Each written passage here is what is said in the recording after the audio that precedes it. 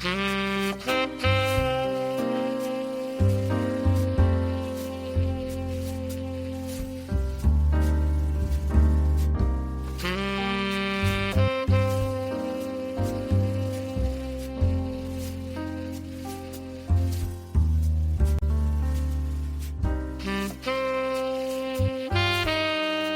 everyone, and welcome to the Speakeasy Podcast. Again, episode 3.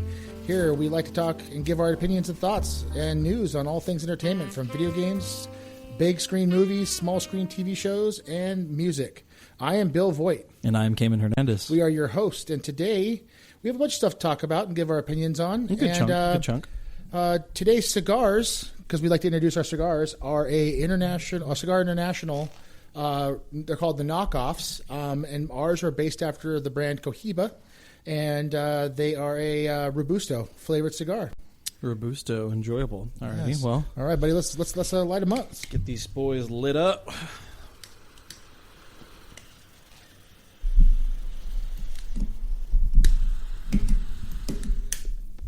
That's a good one.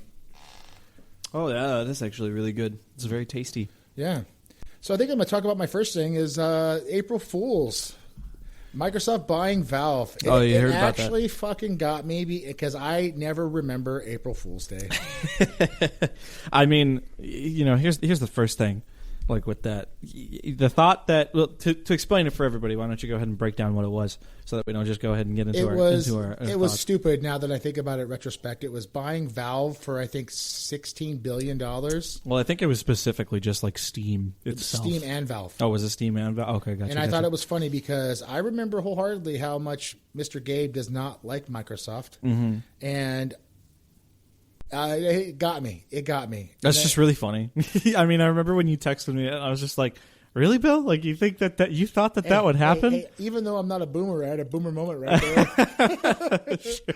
Oh, it was a good time. No, it was funny. I remember like everybody was making the fucking memes and jokes about it for a little bit. I got a couple of April Fools for things that I'm into that got me, but I would never ever think that Gabe would sell Valve, let alone even his other company, his deep sea exploration company. I mean, it's fair enough. I just forgot it was April Fool's. I'm gonna give that old timers. It'd be like that sometimes. Nothing wrong with it. Well, I do want to have some good news. RAM prices are starting to come down slightly, all right. And some of the reasons are Google has a new algorithm called TurboQuant that is apparently more efficient with less RAM, which is good for us gamers.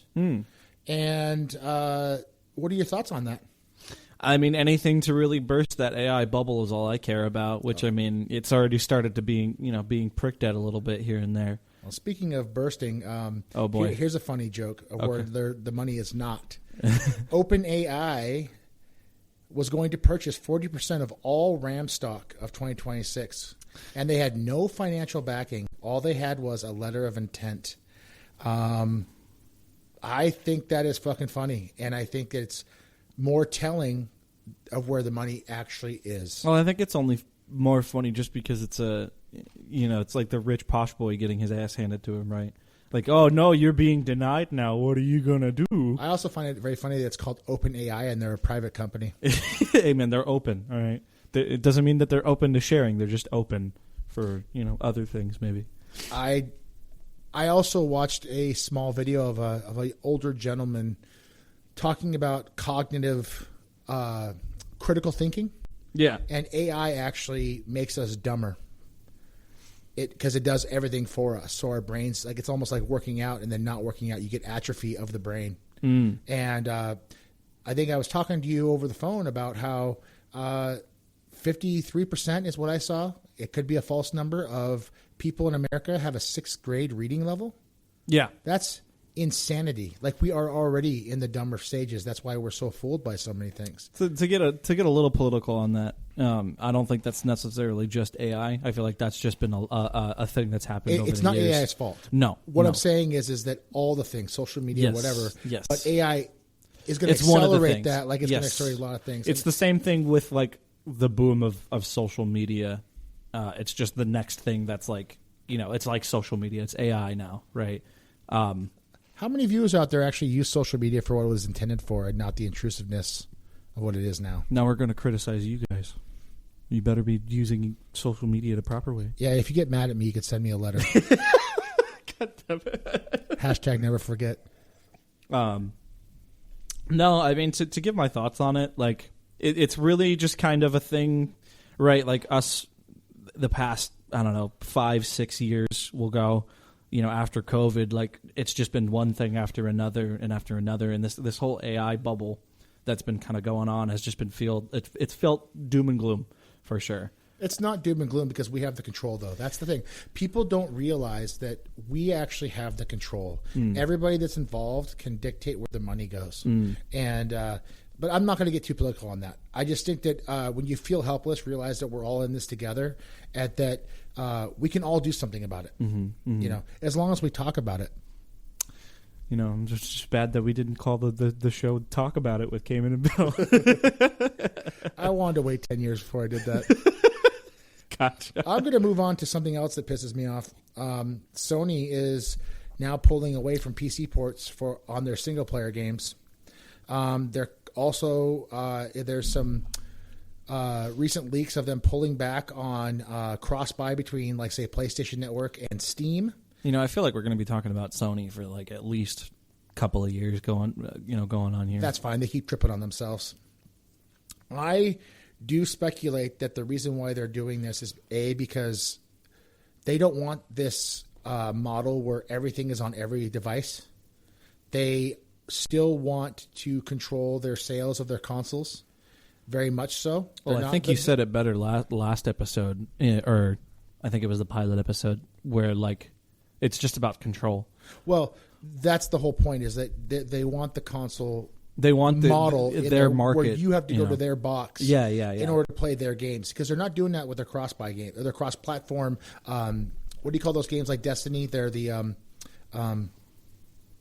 multiplayer. You keep live service. Yes, live service. I'm sorry, I had it in my head, but they're allowing live service on multi-platform so they can have more player bases because of the fact that those games only survive with the more players that are playing it. Correct. And I think one of the main reasons why they're getting rid of cross-buy on PC and things like Steam Deck is because they are coming out with a PSP 3.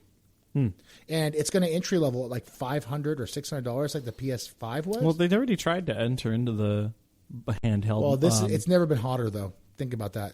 So that's a fair point. I mean, with the rise in Steam Deck and then the rise in other handheld models, like for sure. But I mean, my point is that they did the I can't remember what it was called, but that little fucking, what was it, like $500 addition for your PlayStation 5. It's not $500. It's only $200. It's actually $250 now. It's called the Portal. Portal. I thought it was. Yeah, there you go. And it's only good as long as you have a PS5. Yeah, because you can't play it just by itself. If you have $700, you can play on games online. But I think the reason why they're canceling. Well, even then too, like the Portal was a failure just because like you couldn't play it. You had to have. It was a streaming thing only. Like you couldn't just sit there like a Steam Deck and play it, alone. Right. I think they've done some updates where you can log in on the Portal with your account not attached to your PS5, but it's attached to your PSN account, and you can play it over there. But you're still only streaming games. Nintendo Switch still, And like I said, I don't think Sony's thought process is their single-player games sell a lot of copies, like the God of War and The Last of Us and Uncharted and all that crap. So that sells hardware. So I think that they're doing this very aggressively, not wanting to put like their big name titles on the PC or on the next, on the Steam Deck or whatever other handhelds, so they can sell more PSPs. Because if you look at it, the PS6 is going to be around $1,000. Right. So to get people into playing games, they're doing the reverse version of Valve. They're going to say, oh, look, a PSP 3 is only $500. You should buy that. You get all these cool games. Because it'll essentially, they just acquired an AI company, a couple, and all their filters are for the company, I think, specializes in AI filters, kind of like that crap that we saw with the NVIDIA DLSS 5.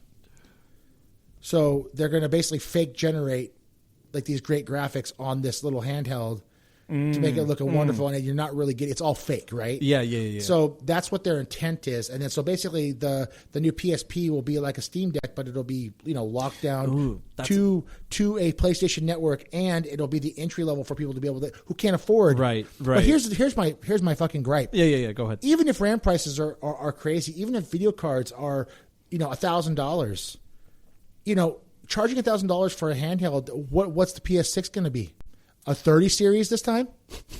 I mean, you go out and you spend $2,500 on a PC and you get current everything. Mm-hmm. And as long as you buy a future-proof motherboard that can handle the next generation of stuff, you're totally in the clear to not spending a ton of money over a longer period of time. Well, even then too, like with a PC, it doesn't matter if you have the next gen hardware. You can still play some of the newer games if you have hardware that's within the last 10 years. Yeah, don't be afraid to talk shit to me if I end up buying a PSP3 just because I'm a Sony boy. But if we're in that discussion, like you remember how like everybody has had the 10,000 series Nvidia cards for what fucking almost 2 decades now, and then they only the 1,000 series. Yeah. Sorry, I say 10,000 series just because it's what I'm used to. But yeah, the 1,000 series cards, right? Like those things lasted everybody for fucking 2 decades, just about. But that was back when Nvidia cared about gamers. I know they're different now. I'm just saying, like those were amazing right? cards for the money. My point is that like you can buy a 3060 or a 33,000 video card,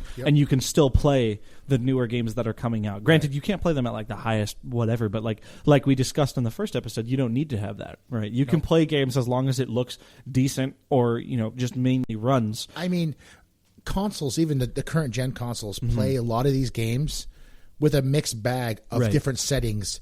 Where especially Sony's, because they do use frame generation. with the PS5. And so I think like certain games will be on like a medium setting graphic wise, but there's foliage is turned down and bloom is turned on to be pretty, and so is motion blur to smooth out the graphics.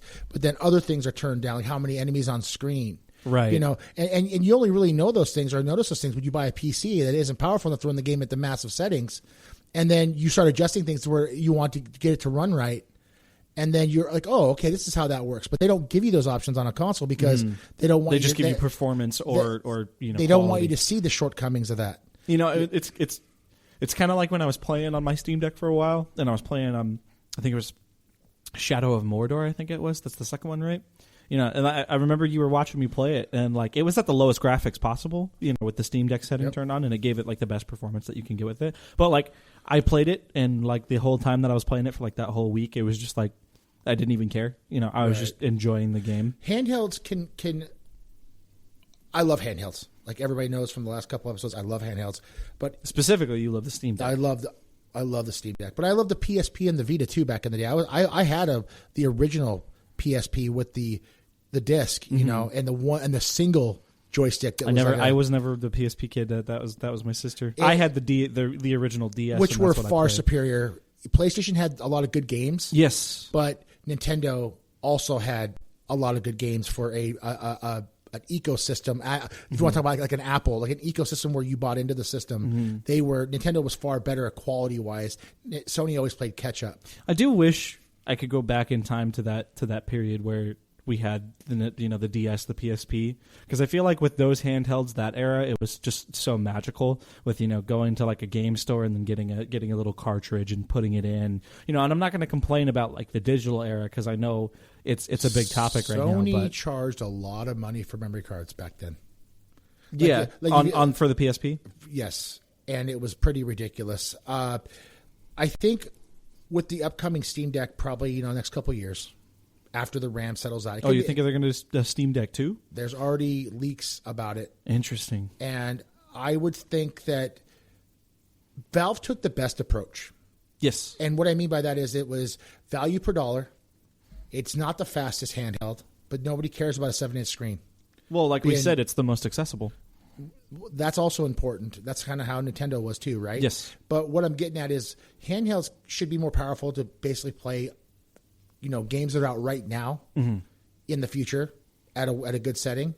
But 7-inch screens don't require a lot of horsepower like a PC monitor or a television because you're not there's so many games on the Steam Deck that look so freaking good And I'm sure that if you blew it up onto a monitor with the current settings, it wouldn't look not very good. It's definitely the screen. That's why I have a PC, Right. And so I just think more horsepower is probably the best thing for them to process more stuff. But well, I think if the leaks are true, they're probably going to do like a fucking beast of a handheld to specifically combat the ROG Access Ally and the other things that we talk about, like the claw and whatnot. That's kind of what I think they're going on to. It's just dependent on how quickly they do that, right? Because if you think about before the Steam Deck came out, which was like, 2022, 2021 or something like that, it took them years to have anything new coming out. And the last thing that it was the Index during COVID, I think it was. Oh, I have to bring something up from our last episode. Oh, okay. This is really, I was listening to a deal, and I want you to hear me out. So you remember when we were talking about hardware constraints with the Steam machine, and you said Steam's a huge, and I said they were a small fish in a big pond, and you're like, no, dude, they have 41 million. I was saying that they're a big company. Sony has 140 million concurrent players. So the reason why I'm saying that is that going back to the hardware thing, it's not that Valve doesn't have the money. It's that these companies that make the hardware look at who has the most money. Because so as of last year, Samsung makes a lot of the DDR5 RAM for like everything, our phones.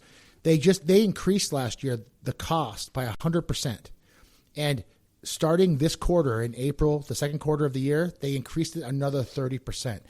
So expect all electronics, iPhones, Galaxies, everything to go up in price. Okay. That's why you can't get a freaking cell phone under $599 like the Google Pixel A or whatever. The 10A is a budget phone, and it's like $499. I don't want to talk about cell phones, but I'm just saying that the RAM prices. Like, you're just talking about overall market. Yeah, and what?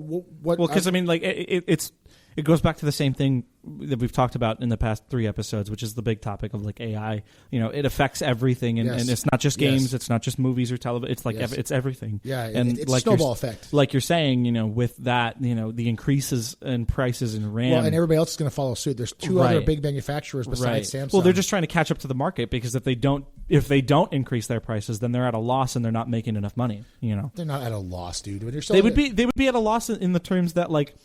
So, like, they're already charging 100% over what they're valued at. Right, but you take a look at it. They're not making enough of their greedy money. I don't know if it's necessarily that with every studio, every company, because even Steam has to increase their prices. I'm not talking about the end user when it comes to the PlayStation 6, and they keep increasing it. And at the end of the day, it affects everyone, like you said. Yeah, but I'm not blaming the companies. I mean, they're obviously going to take their cut, right? And it's not right. Because they're already charging so much money for the current consoles, right? Right. But I think we all have to accept the fact that AI is causing this entire problem. And when the bubble bursts and these companies are left with all this RAM and all this stuff they purchased, where's it going to go? It's going to be kind of. I'm not too familiar with like crashes, right? Because I know of like. I don't know too deeply, but I know of like the housing crisis and all these other crashes and the .com crisis. But I think it's probably just going to be not dead money, but like floating money. It's just going to kind of be around and just in the space. Well, but whoever has the most money will keep it, and then everybody else that doesn't have the money, you'll see them get either absorbed or they'll go bankrupt, and that'll affect the economy in a very negative way. Do you think Microsoft buying all of those other companies might be? Other than them laying off a bunch of people, is like a short way to absorb things to like possibly help protect it for the AR market? I think that all the money that they've, like we talked about before, all the money that's getting not generated and spent is why they're laying people off. Right. They want to protect their properties they purchased, the Activisions, because if and when the AI bubble crashes, which it's going to happen. If you look at the pattern in which crashes happen. It will happen and it'll be bad, right? And then it'll go back to business as usual. AI will get implemented in certain things, and at the end of the day, it'll go back to selling products to the people and hiring more people to meet that demand. Well, the only reason why I was saying that is because Microsoft has a huge push for some AI and stuff, right? And I was saying that because they've purchased like what. 18 different studios, gaming studios and shit like that for Microsoft alone. Right. And I'm saying, like, is there a part of it in there that's like a protection plan for the AI burst bubble? Because you mean for assets to sell off if they need money? Yes, yeah, something like that, or even just like as a protection for those studios.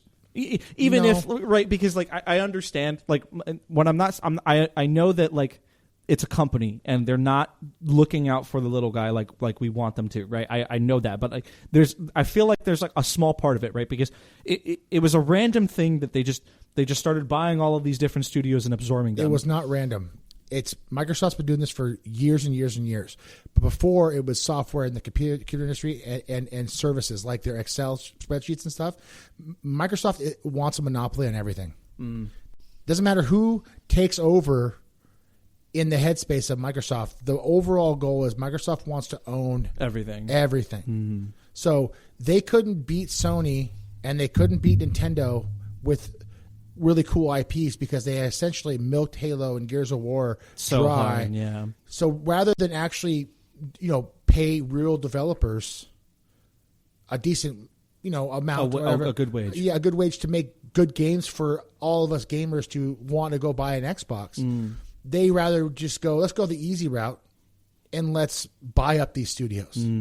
And they're doing the same thing. I mean, they're learning the hard lesson right now with Copilot.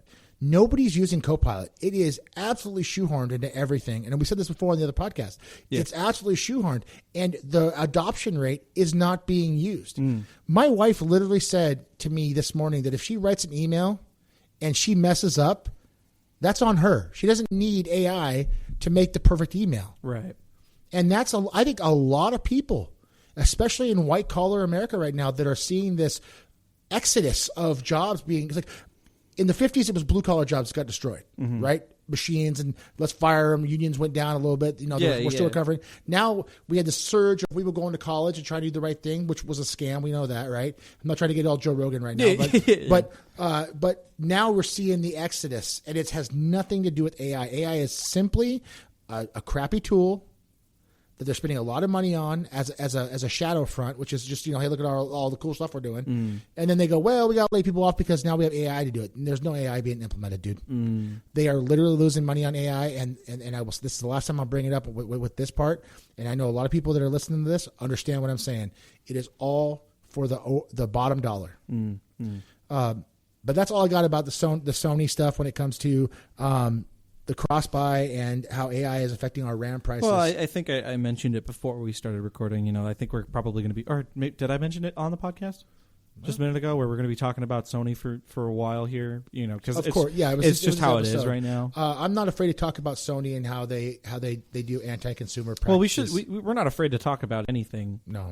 And it's just kind of it's an unfortunate byproduct of just the era that we're living in right now. Like I don't want to be talking about AI as much as we are, because it gets boring sometimes. I feel, but like it's just kind of the biggest thing that's going on in the world as of late. It's the biggest scam. What's going on? Yeah, right now. and I mean, like, we could talk about terrible games or whatever, but like, it's just kind of like a more important thing that's going to continue to make terrible games. I haven't been playing any terrible games lately. I don't know. I've played a couple lately. No, I was speaking of Steam Deck. I think I'll bring this up right now. There's going games, on to positive news here. Yeah, this is going to be the good stuff. All the stuff that people want to listen to. I think no more doom and gloom. There are games that I actually save for my Steam Deck. I can play them on my PC and they look better, but I like to play them on my Steam Deck. And right now, it's Resident Evil Remake number 2. I just beat Bolt Gun, the main campaign, and that game's hard. That game is really hard, even on medium settings. I got my butt kicked multiple times, but I beat it. And I'm currently playing the expansion that I bought with Bolt Gun. Another game I think I might have briefly mentioned on this podcast is a game called Cultic. It is a single-man studio, as far as I know. It is a boomer shooter. And I beat the main campaign. I beat the small interlude chapter, and now I'm on chapter 2. And that is an underappreciated game. Since you've been on this this boomer shooter kick, I think you should check out another game. It's called Proteus that came out, I think. I beat it on PS5. Oh, you motherfucker! You already beat it. Yep, and that's what got me. That's what got you into the into the boomer kick? I didn't get the I didn't have, I wouldn't say privilege, I didn't have the opportunity to own a PC when those games were big back then, the Dooms and the Half-Lives. Oh, hold on, just give me a second. And I'm reliving my childhood through the Steam Deck with these really cool developers making these, like you said earlier in the second podcast, they're old style, but they're newer innovations of those games. And I'm absolutely enjoying myself. And that's one thing that makes me extremely happy playing games right now is all these really cool, affordable games. So I have a to go. We'll pivot back to this conversation because I want to talk about it. But I had a question for you. We talk about Valve and Steam a lot and how much we love them. Yes. But you've always been against, or not against, but you've always been kind of like not into the Half-Life franchise. Would you ever go back and try to play through Half-Life 1 and 2? So it's funny that you say that. Oh, boy. I just installed Half-Life 2 on my Steam Deck last night. So I do intend to play Half-Life 2. I do not own Half-Life 1. If you wanted to play Half-Life 1, you can play Black Mesa, too. Which is another game that I saw online, and I know you've talked about it, but I watched a really cool, they updated it. It's called Brutal Doom. Oh, I fucking love Brutal Doom. And what is it, got like a Steam port now or something? No, but they show it with newer graphic updates, like reflective lighting and stuff, and it looks really cool. Are you sure it's not the Brutal Doom dev? It's probably the dev. Because I don't think he's been updated. I'll have to go and check out on my own because I'm usually pretty up to date with Brutal Doom and that guy because it would be version 22 because the last major update was version 21. It is version 22. Okay. Oh fuck, bro. Yeah, there was a video and it was showing these really cool lighting effects on the marble floor. No way that guy's implementing like ray tracing in a fucking motherfucker. Oh. And it looked really, really good. So look, I could talk about Brutal Doom forever, and I think we should save the Doom topic for another episode. We're gonna get into a special episode because I'll say right now, Brutal Doom. Even if it is just a modification of Doom, it overall overhauls that game so much to the point where it's something of just pure enjoyment. Well, hey, let's do this then. We've been talking about this for a while. I would say that we dedicate a special episode. Oh yeah, for Doom. For Doom. We could talk about everything, movies and music because we could talk about that forever. But let's move on to So you were talking about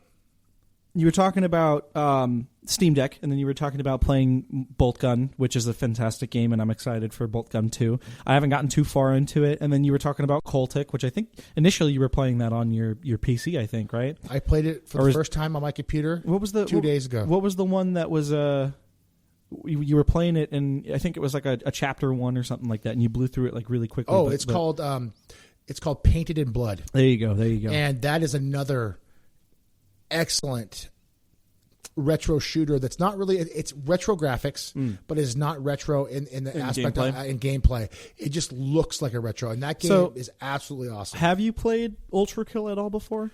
So we talked about it last time, and I have not played it, and it keeps coming up on my Steam account as a suggestion. So it's just a matter of time before that goes into my library. Well, I only would say I don't know how it is playing on controller. I only know how it is playing on mouse and keyboard, and I don't know how you are with like fast paced. Yeah, I know they keep freaking going out. That's weird. We're talking about the cigars, people. They keep this is where the budget part comes in. For sure. I mean, hey, if we need to, I do got extra ones in the back. No, we're gonna be fine. I was gonna say, I don't know how it is playing on controller, at least with like Steam Deck controls, but I know how it is on mouse and keyboard. And I also don't know how you are with fast-paced video games like Titanfall and whatnot. So I beat Titanfall 1 and 2. Mm-hmm. Well, Titanfall 1 I think was all multiplayer. Titanfall 2 had a story. Yes. And I actually beat Titanfall 2 on my Xbox with a controller. I'm fine with fast-paced shooters. The only thing is that Ultra Kill is way faster. Well, that's fine. It's way faster. It has more. So it kind of mixes in think like the Devil May Cry style shit, right? Because you'll get a gun. That's all I played back You'll then, get a gun. PS2. I know, right? But this is a first person shooter, Yeah. right? So you'll get a gun, and like its main second ability is that you flip a coin into the air, and then when you shoot the coin, it ricochets and goes directly to a target that's nearby, or a random target that's close by. It's glamorized. It's like a glamorized, fast paced shooter, which. That's right down my wheelhouse. I think you would like it. Like I don't think you would dislike it. Well, I just we'll know move on that point, and I'm interested because I like retro shooters. And it's awesome. Ultra Kill is one of the most popular indie games right now for a good reason. I'm going to go off our little topic here, and I'm going to talk about Dead Space 2023. Oh, the remake? Yeah. So I found out that it doesn't like Linux very well. Oh boy. What I'm running into a problem with is I can run the game at medium, high, ultra settings, and it looks awesome. Mm-hmm. Yeah, because that game does look fucking fantastic. But it stutters bad. Oh. But here's the weird part. On my Steam Deck, runs perfect. 30 frames, 40 frames. Well, I think that's because... I think it's Bazite. Yeah, I think so. Because Steam OS, I think would run it. Well, Steam OS is Bazite, right? No, Steam OS, they're all a form of Linux, right? We know that. Right. But I think Steam Deck is a little more compatible with a lot more games. I think yeah. Bazite is the second most compatible, but Bazite still has its issues. But it's a fantastic OS by all means. Yeah. To go on Dead Space a little bit, we've not talked about that. Do you want to save that for a full episode? Or I will save that for a complete full episode because anybody who knows me knows that's one of my favorite games of all time. Dead Space is a fantastic game franchise for sure. For a little second here, I wanted to talk about some of the games that I've been playing lately. So, to go on from the last few episodes, I've been playing Crimson Desert as still not as much as it was when it first came out, but I'm trying to take my time with it and just enjoy it. But I actually picked up a new game that came out, I want to say 2024, I think it was, that everybody was excited for. I'm not sure if you're familiar with the game at all. It's called Stalker 2.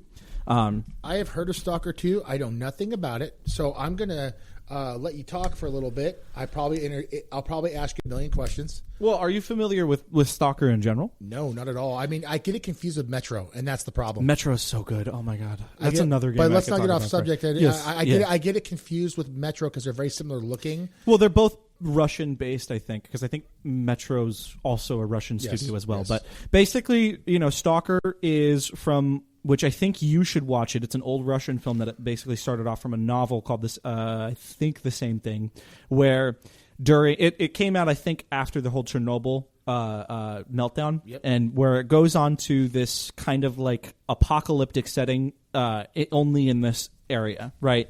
So what it bases off of, because it's a sandbox RPG in the aspect of like you're playing as a stalker, which is a guy, typically a Russian guy, because I don't think they have Americans other than in the second game you actually play as an American, but you play as a guy that goes into this zone, and it's all like apocalyptic, and there's a ton of these things called anomalies all over the place, where there's like fire ones, gravity ones, tornado ones, and they're all super dangerous. But a stalker's main job is going in and getting these anomalies. But the problem is that there's mutated creatures because of radiation. There's radiation everywhere. There's other stalkers that are trying to kill you and take the prize. It's kind of like a Wild West, but for Russia. How does it compare to games that follow in that same vein, like Fallout? Because that's the big one. It's not the same as Fallout, and the reason why is because it's not about a nuclear fallout. It's about an apocalyptic, like, I don't want to just say like anomaly zone, because I feel like that just like writes it off. It's filled with anomalies in this zone. It's like some world catastrophic event that happens like in a particular area. Kind of, yeah. So there's another VR game that's called Into the Radius, and it follows the same aspects that Stalker is. There's a zone, and that zone is filled with a ton of anomalies that could be gravity, electric, fire, all of those element based kind of things. And it's main thing is like Fallout is a dangerous world, but Stalker's more dangerous. And I think that's just because Russians are fucking they're badasses, but they are kind of. So you said Stalker 1 came out when? Oh boy, I want to say well, there's like a bunch of Stalkers. So the one that I played for Stalker 1 came out in the 90s, and it has a few expansions that update it from like 2000s on. And then the reason that I play it is because I play it with mods, right? Because they enhance the experience for me. And Stalker 1, I believe, came out in like 98 or something. If you want to check that out, you can totally do that. I was going to ask you, is it one of those games that would be fun on a Steam Deck? I don't think Stalker 2 could run on a Steam Deck. What about Stalker 1? Possibly. Is it on Steam? Yes. You can get Stalker Gamma, which is the biggest mod pack as well. Well, actually, no, sorry. I think Stalker Gamma is actually... No, I'm right. So Stalker Gamma... I don't remember. I know that there's Stalker Anomaly, which is one game that's an extra DLC to Stalker 1. And then I think Stalker Gamma, which you can actually get both of these on GOG. The mod pack itself, Stalker Gamma, you can just... Once you buy Stalker and Chernobyl and all its DLCs or whatever, you can just download Gamma off of your GOG account and just play it through that. Oh, that's cool. Yeah, I know, right? Fucking. And it's GOG. a first-person shooter, right? Yes. Okay. So yeah, it's a first-person survival game where you have hunger, thirst. You have to manage your radiation, and the best part about it is you smoke cigarettes, you smoke weed, or you drink vodka, and that's how you manage your radiation and manage all of these other things. Those are level ups for the Russians, right? It's brutal. So you know how like Metro is pretty difficult in its own way. Stalker 2 or Stalker in general is way more difficult. Stalker sounds, just from that small little description, like an open version of Metro. Because Metro, you're on a story arc. Yes, because Metro is a story game. Yeah, you're not. Which I've heard that the VR game is fantastic. You're not going out into a world. You are, but it's got. It doesn't walls. have like a lot of open segments, while Stalker is just open. Yeah, Metro's more of a standard first person shooter with a really cool story and cool events. Yes, and that's why I think I always got them mixed up, because when you look at anything in Stalker, they're very similar. They look similar, but they don't really tell you how vast it is. Like, I think actually too, Metro is a nuclear fallout. If I remember correctly. Yes. Yeah. The difference is that Stalker feels like a nuclear fallout, but it's not. Okay. It's unknown things I think of why these anomalies are happening, which is why you're tasked to go get these crazy artifacts and these you're literally like, for instance, I'll give you an example. So when you start up at least Stalker 2, right, your main quest line is you're trying to get this rock that burned your house down, and you're doing these tests with this other scientist and going into the Stalker zone to basically get like charges for the rock or whatever, and try to figure out what the fuck it is and what it's going to do. And that's like every Stalker game. You, as a Stalker, you're going through and trying to get artifacts and whatnot for research purposes, but you're not the researcher. You're just the fucking middle guy. But you're defending yourself. The grunt. Yeah, you're doing all the hard work. Yeah, you're defending yourself from other people. There's factions that are inside of the Stalker zone, which has way more lore into it. Granted, I'm not lore heavy on Stalker universe, so I'm gonna fuck shit up. But it's just a feeling, I think, is what I'm trying to get at. You go into there, and it's one of those games where it's survival based. And it's a right. You're trying to just figure shit out and get it going. So, what's the next games you've been playing? Ugh, cigars. I don't think there's actually been a whole lot of other games other than like multiplayer stuff that I can talk about, which I don't want to get too much into because I feel like I can't talk about it that much. But well, sure you can. I mean, here's a good multiplayer game we could talk about. A budget indie game that we've been loving. Oh, yeah, that's right. I totally skipped that one. Yeah. We're talking about ghost janitors and indie horror games. So I found this game by watching one of my favorite YouTubers. Shout out. To the Outer Limits show. And I watched him. He is so funny when he reacts and gets scared. And it's one of my favorite things to watch on YouTube. Yeah. And I was like, I have to play this game, and I have to find as many people to play it. And, I'm just really happy that we enjoy playing it. And they've done a lot to make it fun. Literally, like, we were playing on the last episode, like we talked about, or was it the first episode? That was the first episode where we talked about Species Unknown. Yep. So it's that same kind of thing, 4-player co-op, but you're going in and you're cleaning up a ghost haunted place with like a bunch of fucking blood spots, footprints everywhere, pentagrams. Yeah. It's a blast. every week. Like I feel like they update it like every 2 weeks or something like that because I'm always just updating it all the time. And they've changed it. Not a whole lot from the last time that we played it until recently, but they've changed it enough to where it feels a little different. Those guys are working hard to make that game fun, and it doesn't have nearly the representation on the Steam player count that it should, because not only is it an affordable indie game, because $7 on this channel we love the indie developers. We're going to give all the love, but it's a fun 4-player run from the ghost. You and I got into another one called Paranormal Cleanup. I was just going to bring that up. And the problem that we have with that one is that some of the stuff is AI generated. Yes. And you hear us all the time on this podcast. We are not big fans of that. And we're not holding it against the guys.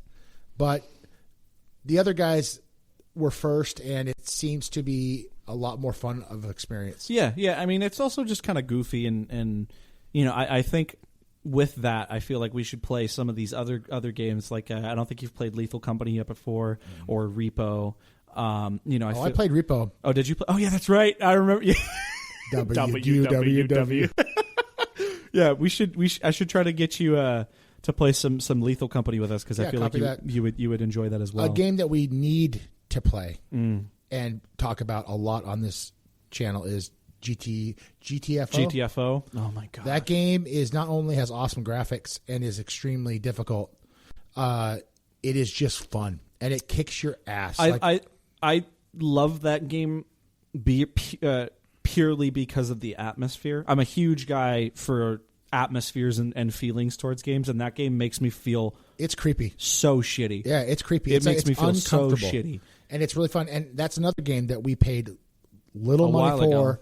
And they keep updating it, making it better. Like since we played it that last time, they have I think it's 30 new levels that we haven't played or something like that. Because we've only done like the first 3 rundowns. I remember when I was playing it with your dad and your sister and her husband, and the first thing they said is we need to get Kayman in here to play this because he plays Doom all the time. This is back in the Eternal time, and he's just a running gun. He doesn't follow teams, whatever.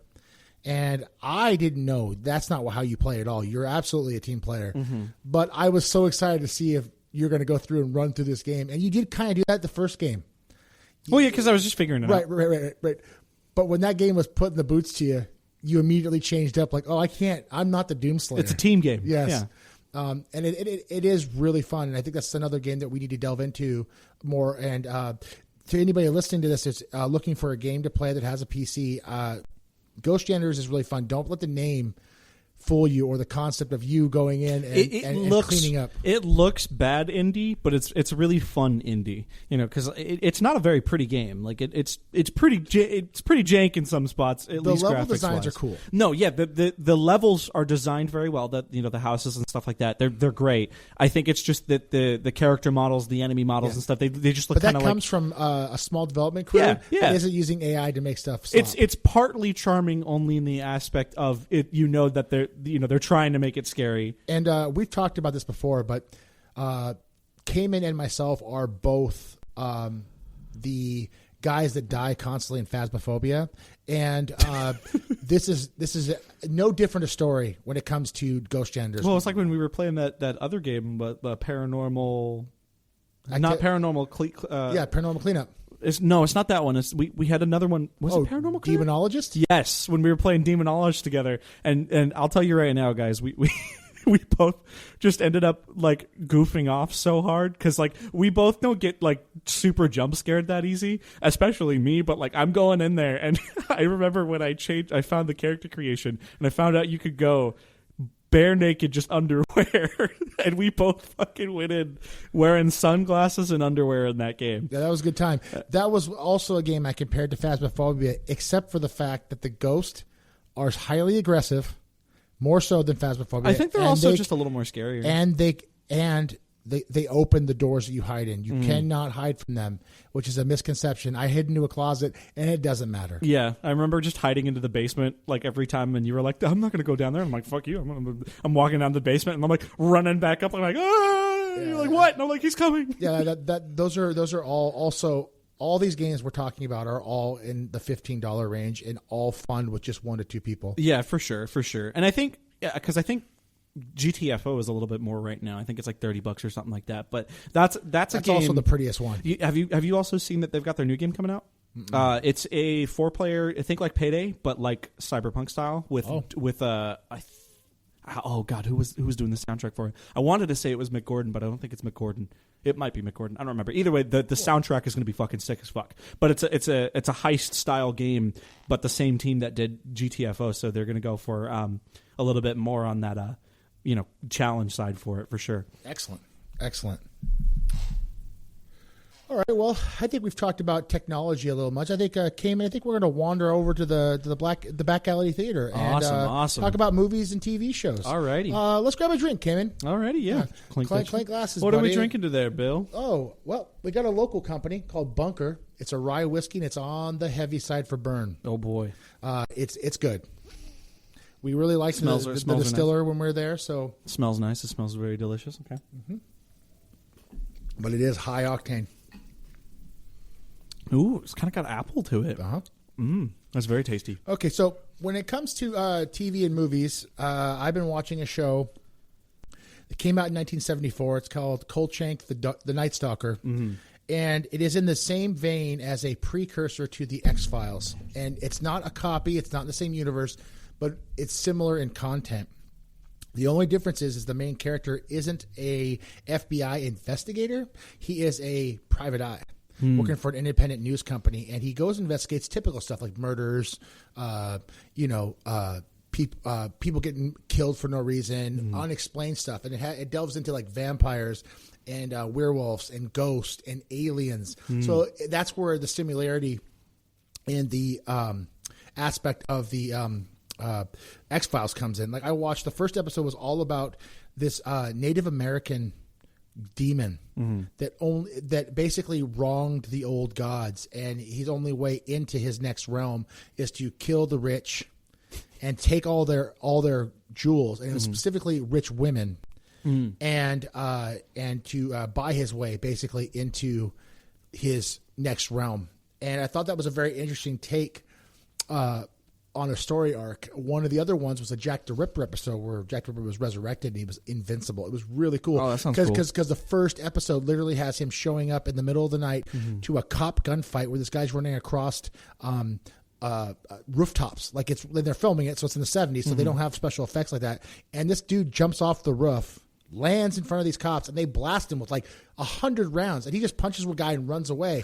And then they blame it on like, oh, he was a meth head, and the guy's like, what? And but the importance of this show is it only had one season, and it's unfortunate because the lead actor is the same actor that was in the Christmas Story, not the son, but the father. The best part of the whole movie was the guy, Fragile, that guy. And what I love about this show is it was just ahead of its time, because the newer audience would be me and you wouldn't appreciate it back then because there wasn't anything like it back then in the 70s and then even in the 80s.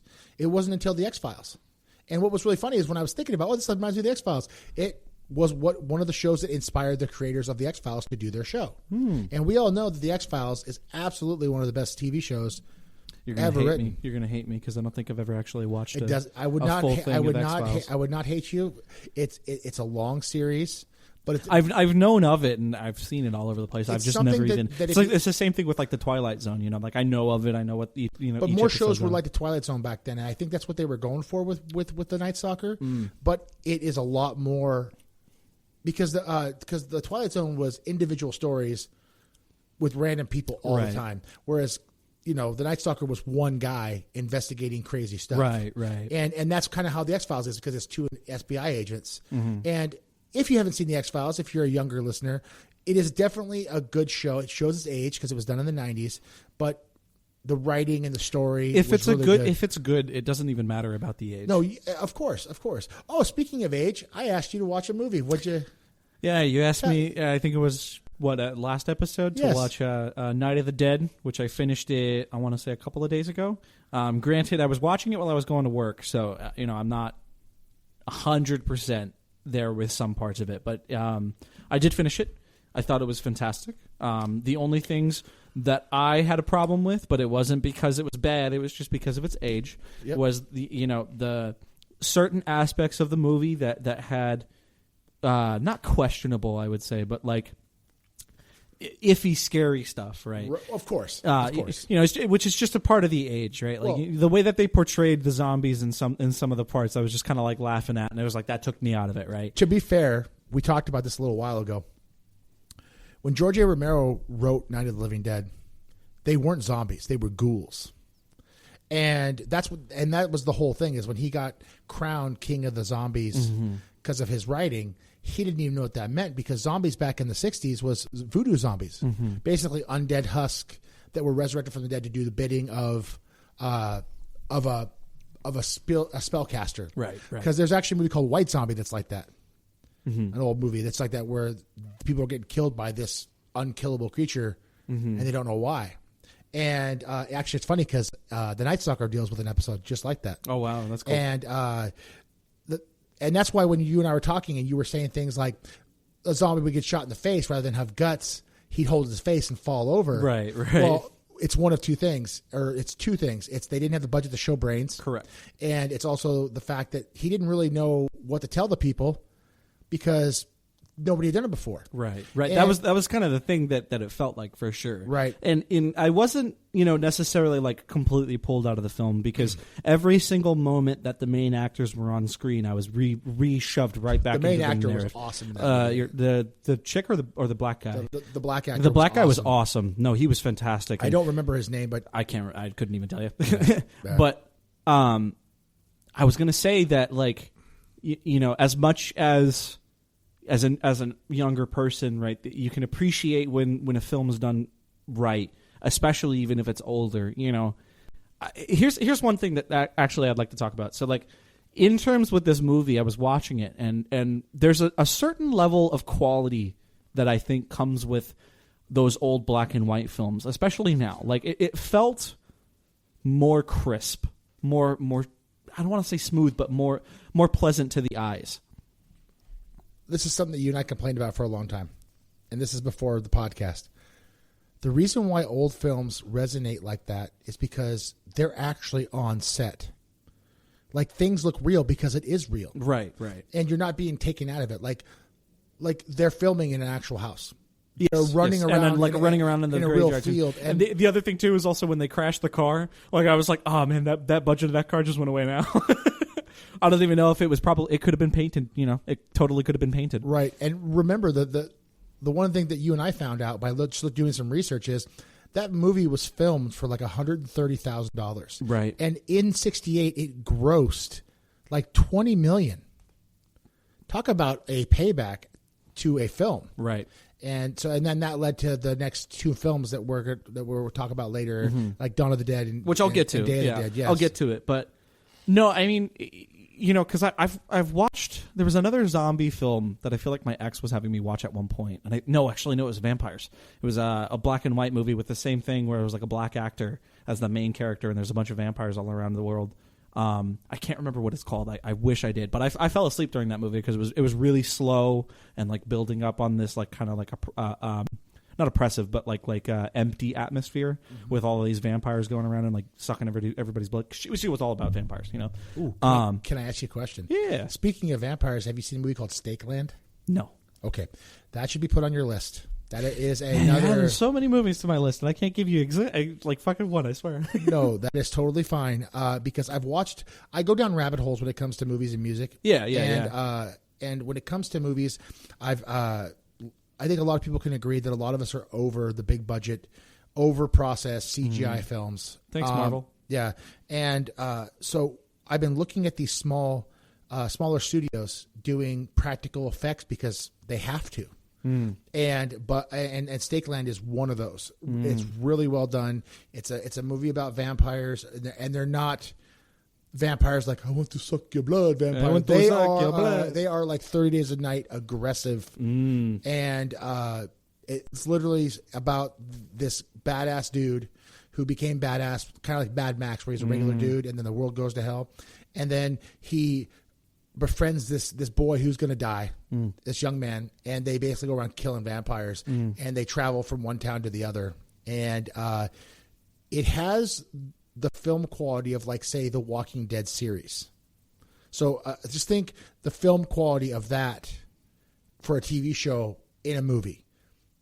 So, but it's very well done. It's I highly recommend if you haven't seen it.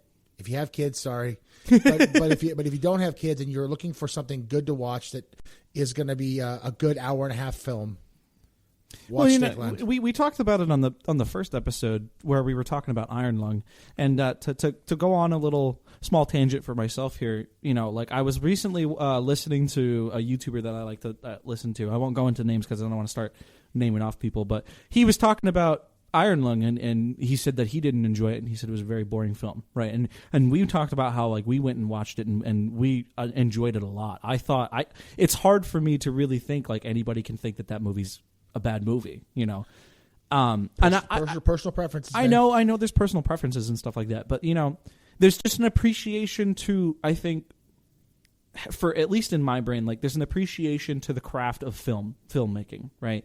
Like, Night of the Living Dead has the passion of that film or that kind of era in that filmmaking, right? You got something? Yeah, I do have something. I think once you appreciate films for what they are, a lot of movies nowadays are just pumping out rehashes and junk, right? Yeah. And when you watch an old film, like you said, if it's a good movie, it's timeless, regardless. And I think a lot of people will overlook those. It's like when you go back and watch, like, The Thing, like we've talked about before, like, that movie is timeless. Yeah, but that movie is perfect. That's what I'm saying, though. But I think I mentioned it before that when it came out first, it did not do well, especially from the critics. Ahead of its time. Especially, and that's why it's a cult classic, just like Night of the Living Dead's a cult classic. Yeah, for sure. And it's really hard because I don't want to be an asshole to people, right? But, like, at the same time, it's like, come on, dude. Like, are you really going to say that this movie's that terrible because you were bored and it just wasn't a movie for you, right? And I think on my personal perspective, I wouldn't ever say, like, if you were to show me something that you're super about or whatever, whether or not you care about people's feelings or not, it's just like, just say it's not for you, man. Instead of saying that it's a terrible movie because it was boring, maybe just say I wasn't too much into it. I mean, they could write you a letter if they want. But that being said, I think that everybody has a threshold, right? Maybe that guy that reviewed the movie wasn't in that threshold yet. Like, I think once you watch enough slop and you get kind of burned out and you think all movies are garbage, and then you realize that if you go back a little bit, like a decade, and you realize, people cared about movies, and people would say, "I'm gonna pitch this idea." Mm-hmm. Okay, go for it. Here's the thing too, because I made the connections with both Night of the Living Dead, both filmmaking with, like, Iron Lung, right? Like, they both have that I don't want to say atmosphere again, but they have that filmmaking style it's a roguelike film that engrosses you, right? Well, like, the way that it's filmed and shot and the cinematography, the way that it portrays itself, it's something that pulls you into it, right? Like, as I was watching it, Night of the Living Dead, right? I was on the bus and I remember the opening scene when the car's driving all the way through and they're going to the graveyard, right? Like, that is a thing that's a classic opening intro for a reason, right? It's a slow build up. You're getting, especially it's kind of eerie. Those especially with the music, right? Yeah, and it's supposed to be like a daytime. And that goes on to another thing that I really appreciated was the sound design, like, especially for that time. Oh my God, the only time was, like, the beginning scene when the chick's running away from the zombies and she gets into the house. Like, there's no sounds at all. You're just hearing the music. It builds itself and it pushes you to being like, what's going to happen next? It's got one of the best lines ever. It's coming to get you, Barbara. It's coming to get you, Barbara. Stop, you're ignorant. And then the zombie actually gets to him. It's crazy. That scene was really funny. I did enjoy that. But because like I was mentioning before, like, Iron Lung does the same thing. It absolutely does. It's that classic that build up, right? And I know I'm probably talking about Iron Lung a lot, but it's just a movie that I think I really appreciate. It's because it's the most recent movie to come out. Yeah. That was even if it's cosmic horror. It mirrors the same spirit as Night of the Living Dead. It's not. Yeah. I don't know if it'll be as influential as Night of the Living Dead was to a whole industry of movies. But if you look at, like, it's a bunch of young guys that put up their own money, right? Yes. To film a movie. They had no idea that they were going to create the zombie category. I think there's actually too a documentary coming out for Iron Lung too. And now you have Markiplier doing his version of a video game story that he really enjoyed. Yeah, and it's filmed the same way. Is the movie going to be boring to some people? Yes, we've said this before. If a movie's for everyone, it is not for anybody, right? Right. And so it's not going to be for everybody. But even you were surprised when we walked out of the theater. You didn't think I was going to like it. I didn't. Yeah. But I grew up with Alien, with Night of the Living Dead. But I didn't watch. I wasn't around when Night of the Living Dead came out, but I watched it, and The Thing, and then Dead Space became one of my favorite video games of all time, and yeah, but they're all slow paced at the beginning, but they're also like a thing for you because you enjoy the zombie werewolf vampire trope like we talked about before, and with Iron Lung, the reason why I didn't think you were going to enjoy it is because it's more about just that cosmic, like, I love cosmic horror, being shit. The main reason why I know that you like The Void, which is the same thing as well. Another great movie, but like I didn't expect you to enjoy it in the aspect that, like, I don't know, it's hard because I know you never know what people are going to like. Yeah. I just didn't think you were going to enjoy it because there's a preconception, especially with Iron Lung, with it's a YouTuber kind of thing, and I didn't want it to be like. Well, I had that misconception, and then you were surprised. Yes, you've talked about it before. Like we talked about before, that scene where you see the cosmic creature. Oh my god, it's so awesome! And how well done it was. The eye in the fucking sky, and he's in the blood, and then and like I said, the only problem with that movie was I didn't get the payoff of what is it really. What is it? Yeah. But that's the point of the film, and it's left. The best films in the world didn't show a lot of gratuitous violence. They let you think about it, because the worst thing that you can envision is what you envision yourself. It's funny that you say that too, because in Night of the Living Dead, they have my favorite scene is the scene when the couple explode in the car and all of the ghouls or the zombies, right? They're grabbing all of the pieces, and I know it's fucking chicken tenders. I can see it, right. But like that scene.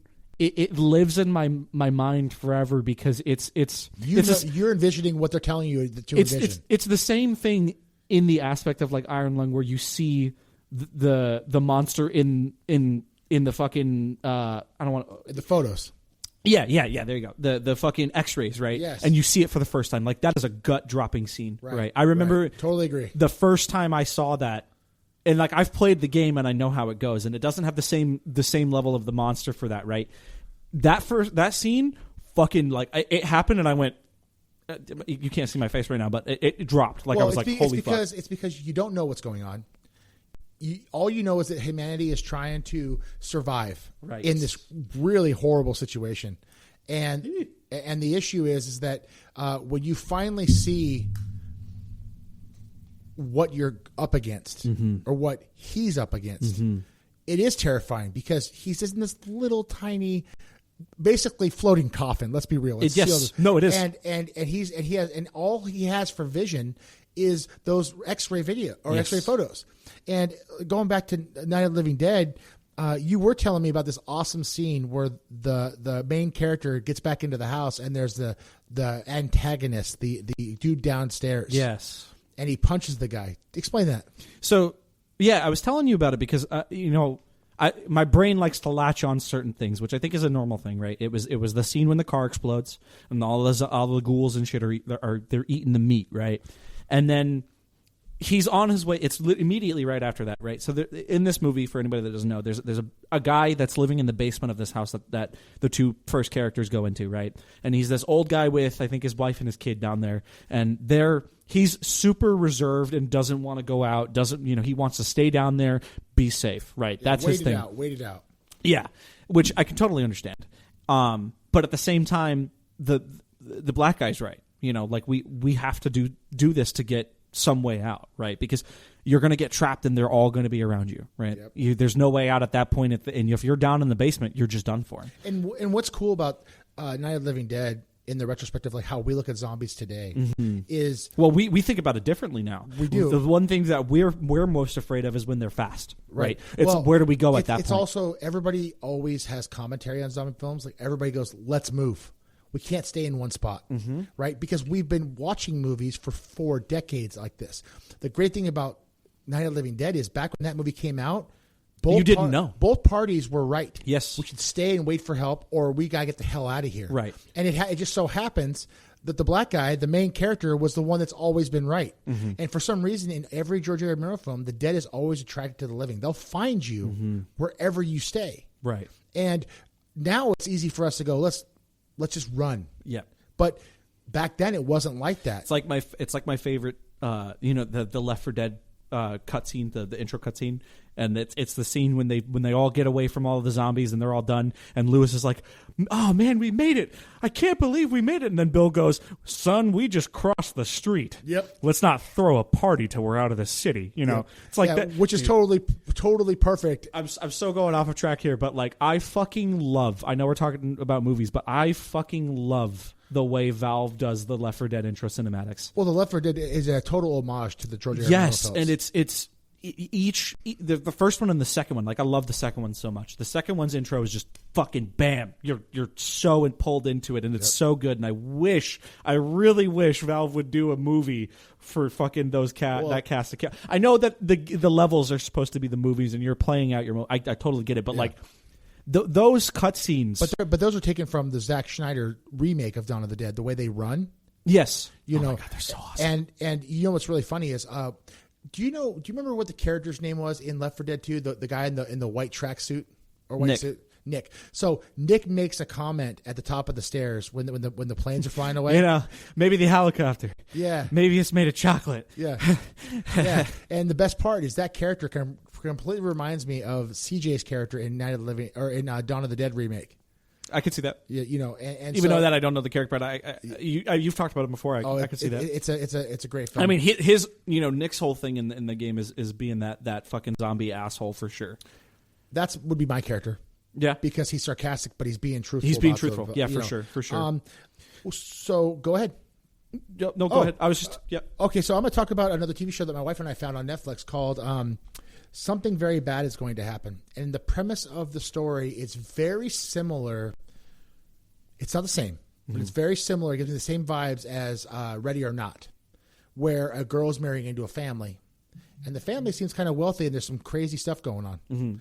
And the weird thing is some stuff is setting up, and I've watched 3 episodes, and it's making the soon-to-be fiance wife make it look like she's crazy, but the family is weird. They are hiding something, and it's very suspenseful. But I think it's horror based. I think it's going to be something supernatural. I highly recommend if you are looking for a good TV show to watch on Netflix. That is a very good one to watch. And on to movies, man. Like when it comes to you gave me your movie thought. I just recently watched Anaconda 2025. I watched that before you did. And we were talking about this. I think it is a great sequel / remake, not remake, add on to the universe because it's like a fan made movie, right? Yes. And I was pleasantly surprised with the way that film turned out because the trailer did not do it any justice. No, it did not. All the actors you watched were great. it and you felt like it was going to be one of those slop fucking cheap cash out movies. The movie has a really good pacing. Yes. I didn't think I never got bored. It was also pretty funny too. There was a lot of funny scenes. Super funny when they get into the predicament. Yeah. Especially the predicament with the boar was super funny. Yes. And who put the squirrel in my mouth? Yeah. All the actors are great. Paul Rudd, Jack Black, Steve Zahn, one of my favorite actors, and then I think it's Thandie Newton is the female character. If you're looking for a comedy, not scary but not scary, I wouldn't recommend it for young children, but for teenagers, I think it's great. Movie runs about 1:40. To go on to it, like I remember I watched the trailer and I said that's either going to be really funny and enjoyable or it's going to be really bad. Yep. And when I watched it, I remember I was playing a game at the time because I like to do that. And, I'll put a movie on in the background and just kind of like when I'm playing a mindless game, right? And I remember I had to turn off my game and then like leave my Discord call to actually just like appreciate the film, because it kept making my head turn, and I was just like, I want to see what's going on, and then I would roll it back. I think with that movie, my favorite part was when they first see the anaconda. Spoiler. And they're in, spoilers. And they see they're in the van. Yes. It was so funny. Well, and that part was enjoyable. intense when Jack Black jumps out of the car. Yes. And we're thinking, oh, he's dead. He's gone. He's so dead, and then barely almost. That was super funny. Yes. And the part that was funny is when, as soon as the car starts, Steve Zahn panics and backs up and starts driving away, and Jack Black has to do like a jumping barrel roll in the car, which was super good. It was pretty funny. I really enjoyed it. I think that I don't want to give too much away, even though we've kind of given away. I only gave that one scene away because it's the one that I cameos are good. Yes, they were worth it. I think that. Anybody who's looking or was a fan of the original, one thing I was talking to Kayman about was the CG on the snake is not all that great, but I don't know if they did that because of low budget or the fact they were trying to mimic the original, because the snake did not look good in the original. Yeah. And they were taking themselves extremely serious in the first movie. Mm-hmm. It was not a comedy. It was not tongue-in-cheek. Right. It was supposed to be like a horror movie. A creature feature horror movie, because it was about a big snake. And this one does that, but in a very well done comedic. It takes you in and out, in and out. Mm-hmm, mm-hmm. So I recommend it. I'd say 4.5 stars out of 5. It definitely has replay value, in my opinion. I would watch it again for sure. Yeah. And going on to that, because I wanted to talk about the overuse of CGI in films, and we kind of hinted about it here and there. I wanted to talk about it because we've talked about Night of the Living Dead and the practical effects on that, right? And there's another movie that I want to bring up here in a minute about practical effects with this CGI stuff. And then we've talked about Iron Lung, right? And Iron Lung does have CGI in it, but it's not the whole film, because it's all in that one set. 90% practical. Yeah, yes, and I know we keep talking about Iron Lung, but it's a good movie in our opinions. Yes. But you go and watch any Disney film. Or I don't want to say like what's another company that does like a ton of CGI in their films? Oh, that's all of them. Yeah, well, yes and no. It's all of them. Yes and no. They all do. I mean, Universal does it. Because I mean, like, right, Alien Romulus, right? That's 20th century. It's owned by Disney, but like that movie doesn't have crazy amounts of CGI. That was also right when Fox was being sold out. Remember? Was that being made when it was doing that? Mm-hmm. Okay, gotcha. Oh, no. I'm sorry. I'm thinking Covenant. I apologize, Covenant. Yeah. We'll get on that one later. I never saw Romulus only because I have this problem with like recent Alien films. Yes. And I've given a lot of them a shot, but I'm going to stick with the first two. The problem with Alien Romulus is it's too nostalgia baity. I also heard that the actors in the film, even though they did a decent job, they're too. I'm going to harken back to the older times. WB, Buffy the Vampire Slayer, campy style actors. Like one of the things that I did read, because I was interested in watching it because your father had said to watch it. You had said to that I should give it a shot. And one of the things that I watched that I was like, oh, that might take me out, was the people in the film are far too young for the situation in which they are in. Like, these are people that are... They do feel kind of young. Even if they're in their late 20s, early 30s, the Alien series isn't about young people. Everybody's hardcore. Everybody's, industrial, space travel, blah, blah, blah. And these look like kids that should be in a daytime TV show. And I think that would be hard for me to watch because I couldn't get into it. No offense against the actors. They didn't choose that. They did a pretty good job. I especially was surprised with the main two for that movie, for sure. It's if I were to give it a rating, especially for you, I think it's like a 3.8 out of 5. Okay. Okay. It's not like the next best thing, Well, nothing beats the Alien and Aliens. The Alien and Aliens are another just classic, perfect movies that will horror. survive, in my opinion, when it comes to, like, we were just talking about The Void, and if anybody hasn't seen it, it's a Lovecraftian. I mean, that's movies also mostly practical effects as well. It's almost all practical effects, and it is creepy. It is disgusting. It is tense. I don't want to ruin it for anybody, but if you go watch the trailer, you watch that one trailer, you'll know exactly where my brain is 90% of the time. So here's a good question for you. So, do you think what are the things that you think CGI exclusively should be used for? Because we're talking about these movies and we're talking about practical effects, and we love practical effects. They are expensive for sure, but they make a movie feel more grounded and realistic, right? I think the reason why we're seeing CG is because it's cheaper now. It is cheaper, yes. And because movies don't have the same sway. For instance, they're trying to push us all to streaming, right? Right. So it's that quick, easy entertainment. So that the stories are weaker and the movies are made faster. Right. And back when there was practical effect movies, it went theater for like a year. Then it went out VHS or DVD. And then they sold more on that market. And then they sold more with Blockbuster because there was rentals. So all those sales generated. So if a movie kind of failed, it made money overall, and the studios made money. Now it's all or nothing. And so with that all or nothing mentality, these studios have to figure out what the current demographic of people are like. They're not willing to take risk on good films or original films. They want to know, what can I generate the most money? Just kind of like what can I get the most profit back from? And they created this problem. You know, there's no more movie video stores to go to, and I used to love that when I was a kid. You know, Friday night, you're out of school. Yeah. Your mom and dad take you to the movie store. You rent a movie for 2 days, and then you come back and you watch a film, and you either hate it or love it, whatever, and then you're on to the next one. You had something to look forward to. Now everything's readily available, right? And they're pumping out slop after slop because, well, they don't want to take a risk on a small indie film or a small budget film that could actually do well. Like, that's why when I watched The Void, I was like, wow.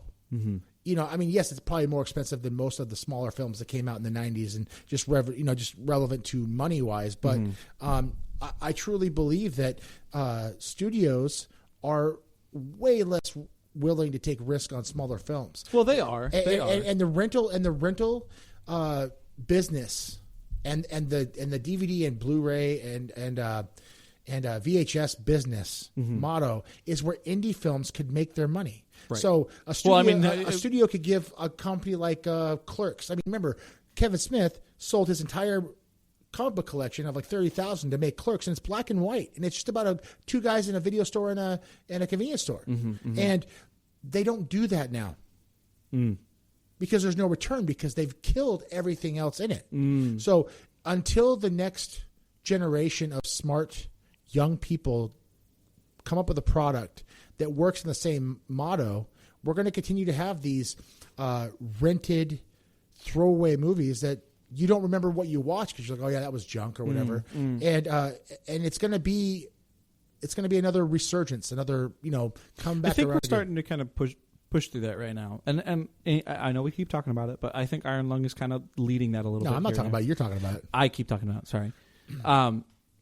I think the impact of Iron Lung, and this is the last I'll talk about this movie, not because I don't want to, but because I think we were kind of beating it a little bit, but the impact is the same energy that all the movies we had readily available to us in those eras of the golden age of movies. But the thing is that the reason why it's so awesome, it harkens back, is that in Night of the Living Dead, and George A. Romero didn't have a movie studio to back him up. It was his own money. Just him, yeah. And then when it caught fire, then they wanted to get their hands in. And they tried to interfere with all of his Dead movies. Like, they were going to NC-17 or we're going to do this. And he's like, well, screw you. I'm going to add more gore just to be a dick. And you're going to see these people like Markiplier. Hopefully he starts a trend of good movies that are like that, where it's like, nobody thought Iron Lung was going to do anything. I mean, it just came out and did really well for the price. Yeah. And he funded it. I mean, that's the kind of guerrilla filming that we want to see. Good word to use for that, guerrilla. Yeah. We want to see practical effects. Special effects can be in every movie. CG can be in every movie ever from this point on. But when it's heavily implemented and it's just done terribly, like a lot of movies, it takes you out. Like, I think because like I'm thinking about CG, right? And like when bad CG is bad CG because it's super easy to spot, right? Marvel is one of those ones that used to do it properly. I feel right. Like you go back and you watch Infinity War, especially Infinity War and Endgame, and like those movies CGI is really good. Well, that's because I know it's because they have the money. They're also really horrible with they're super strict and they're tight wads. Well, the reason why it got worse is because they were not slowing. They were squeezing down the time that they needed to actually get these things done, right? Like Infinity War and Endgame was a part of the 10-year process for the phase 1 through 3 or something like that. Yep. And the reason why it looks the way it does, and then you watch phase 4 and on, and phase 4 and on just looks terrible, is because they're being constrained and tightened up so fast because they have to get it out at a certain deadline. Well, let's go back a little bit and say that people are probably burned out of superhero films. Yes, for sure. Well, I'm not even. I say Marvel because it's the biggest example. Because you can say Disney as a whole, right? But Disney. The reason why you're seeing that in Phase 4 is writing's terrible because it's all about the message, and it's all about the dumb stuff that nobody cares about, and people are checking out. Like they can't stream it to Disney Plus, and people are watching it. Right? People won't watch it, and Marvel. Even though the movies aren't exactly as the comic books, and I can't say that because I haven't read them all, but I have friends that are big into Marvel and DC, and they've read all the comic books. Even though they were different, they were good enough for even the comic book fans to accept it. It's when you get into the next phase where they know there's fatigue. They know that people don't really want to go to the theater and watch another Marvel film. They all look the same. And they don't want to let go of the cash cow, so they're pumping out movie after movie after movie, and then you get the result of what you get. Okay, yeah. So I think we'll continue this conversation on for the next episode of the podcast here. So let's go ahead and move on to the Stork Club. Yeah, buddy. We'll go ahead and talk about some music and some things about that. Ooh, my favorite. We could talk about movies and video games as much as we want, but there's more episodes that we're gonna have come out. Yep. Go ahead and introduce your thing here for the Stork Club. Oh, yeah. Well, the first thing I'm going to ask you, buddy, is what was your favorite concert? I know what this is, but I want the viewers to hear it, of 2025. So there's two. And I say that they're both the highest. Okay. Right? And that goes to Orbit Culture. And actually, no, there's three. I'm sorry. Orbit Culture doesn't count. I said 2025, my friend. Wasn't that 2025, or was that? That was literally in February. Oh, my God. I'm crazy. Yeah. So then, I guess there is the one. Yes. I know there's just the one. Well, if I had to do top three, the top one would be the Symphony X concert. And I know that it's predictable for me because I love Symphony X and I have my personal history with them. And I understand that there's a bias. But with that show, it was just the most magical experience I think I've had in my 20 years of life. And just for reference, Kayman has seen these guys multiple times. Yes. This is not his first experience. And after that show, I asked him how it was. And it sounds like if you're a fan of any band or any group, it sounded like everything was perfect. Yes. From the crowd being engaged, yes, to the band's sound being absolutely perfect, to the venue being a perfect venue. So they were playing absolutely just amazing, okay. And it was just a magical experience. Like I remember when I finished that show, and I felt kind of bad because I should have stayed and I could have met each individual one because they kind of hung around at the outside for a minute and took a picture with my sister. But I was just so tired because when I finished that show, I got out and it was me and my friend, and we both looked at each other and we were like, man, we're exhausted because I put everything into just enjoying. They sang every song. Just enjoying it, yeah. Did they play or did they not play anything that you wish they had played? Thinking back to that show, or did they play every single hit that you liked? They played every single hit that I like. Okay. You know, and I the funnier part is they played a song that Dad hasn't seen in a while, or I think he's only ever seen it once when we saw them the last time together, and that was Sea of Lies. Oh my God. That's a great song. Anyway. It was so fucking good. I don't want to be predictable, but it's kind of hard, especially with that show, because when I left it, and I was going to say, I immediately wanted to be back into that moment. I want to relive that moment forever. It's kind of a sign of anything that's good, right? Yeah. Right? Like, but remember that show, did you take any videos or did you just... I was 100% in it. I think I took like 3 videos and that was to send it to you. And I'm going to bring this up. We recently went to a show where you couldn't have your cameras out. And we went and saw Ghost this year. I'm not talking about this. I'm just getting off a little From the subject. last year, but this year, yeah. And we've talked about Ghost in the first episode, but I love being in the moment. Like, I love my cell phone, don't get me wrong, and I like taking pictures and all that stuff, but it is so cool to record it with your eyes and your brain. And you remember it. And take in everything. There are bad shows that you won't remember. Like, I've been to a couple where, like, I don't remember them that well. Like, I'll remember pieces, right? One example is like, I don't have a bad example because I can't remember them, right? But like, I remember Caravan Palace, I remember Symphony X, I remember Dream Theater, I remember all of the ones that we've seen recently, and that goes to show when a band is doing so good, or even just like an artist, right? When they're doing what they're supposed to do on the stage, you remember it, or they're enjoying it. That's the best part, right?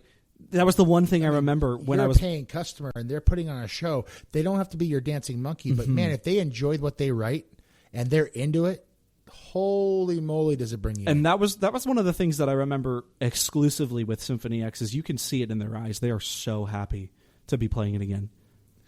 I want to talk about mine. Okay, it wasn't nearly as good for you. The second one, by the way, guys, was Dream Theater. I did see Dream Theater live, and that was a good excellent. show. Well, Yeah. we could talk about that as soon as I'm done. I want. Yeah, you're good. I've seen this band 4 times. I wouldn't even call them a band, a group. You were there for that show, and it was awesome, but not as awesome for you as it was for me. Yeah, I know. Yeah, that was my third, actually. So I've seen Wardruna, and they are a Norse pagan style Norse folk music, and they are super entrancing and super. None of their lyrics are in English. It's all in Norwegian, and I don't know Norwegian, but I could fucking feel it. Like, you go there. So they did a concert in October on a Saturday, and then they announced a surprise show that Sunday. And my wife and I bought the tickets to that show. The cool thing about that show is that there's a guy in Tukwila who makes mead. Known him for a long time. Good dude. He had front row seats. And the people next to him, it was him and his girlfriend. And we knew he was going to be there for that show. And the Sunday show was the original show. The show that you and I went to was the add-on show. Okay. And I got it backwards when I was talking about it. But so he was there with a couple of people that we always see at like a show like that. And it was super cool hanging out with him because the first time we'd seen him live at the same theater, his friend, Blaine, gave us his seats. And that was like 4 rows closer. And it was really cool because he had gotten seats with John and got up a little closer and whatever. So John didn't have anybody in the second seat. And it was super funny. He goes, "You're sitting with us." And so we're front row center on the right-hand side. And I'm like, "Well, whose seats are these?" He goes, "I don't know. I haven't seen him the entire show because there was an opener." So I was a little worried that person's going to show up and kick us out. And my wife was like, "Calm down. If we get kicked out, our seats are good." So we were up front for that second show. And they did a little different. And it was I wish you were there. Because it was so much more engaging than the first show. The crowd that was at the Sunday show was there for Wardruna. The bonus show was the people that were on the fence and said, "Screw it, I'm just going to buy a ticket." You had no drunk people screaming and yelling that happened to you. People there, we were all in it together. It was absolutely... I've seen these people 4 times. And so, like I said, it was a magical experience. It was a magical experience. And I'd gone the night before. So... It was one of my, if it was not my favorite concert of 2025, and I'd seen a couple bands in 25 that were also really excellent, but that was my top. Even if it wasn't the best of shows from my experience, it was still my top 3. Yeah. Like, it was my 3rd favorite show just because the little moments that I could feel, it was still very, very, very trancing. Yeah, I mean, the people just took you out of it because they were being obnoxious. Yeah, but I mean, I tried really show. hard. I really did. The Dream Theater concert, because you brought that up. I want to talk about that a little bit. You were saying, was that when Mike came back? Okay, so yeah, I have a ton of pictures of Mike. Yeah, so was that one of those like anniversary tours? It was an anniversary tour for just the band. So they played a lot of songs from all over the place. Okay. They didn't play. They played like 2 songs that I remembered that I recognized. Okay. Yeah, because Yeah. my Their album. discography is huge. Yes. I mean, they are not a band.